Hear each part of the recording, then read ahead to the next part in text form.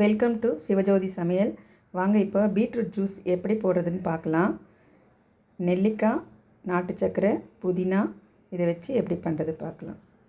பீட்ரூட்டை நல்லா க்ளீன் பண்ணிவிட்டு மேலே இருக்க தோலெல்லாம் எடுத்துகிட்டு சின்ன சின்னதாக கட் பண்ணி மிக்ஸி ஜாரில் போட்டுக்கிட்டு ஒரு நெல்லிக்காய் பீஸும் கட் பண்ணி போட்டுடலாம். புதினாவும் க்ளீன் பண்ணிவிட்டு அதிலே போட்டுடலாம். உங்களுக்கு இஞ்சி ஒரு துண்டு வேணுனாலும் போடலாம், இல்லைனாலும் பரவாயில்ல. இதை தண்ணி ஊற்றி நம்ம அதை அரைச்சிக்கலாம்.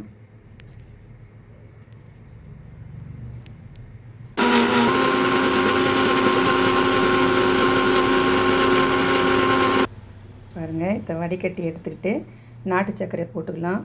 போட்டுட்டு கலந்துட்டு இதை வாரத்தில் 2 தடவை 3 நாள் அந்த மாதிரி சாப்பிட்டோம்னா கண் பார்வை நம்மளுக்கு ரொம்ப நல்லா தெரியும்.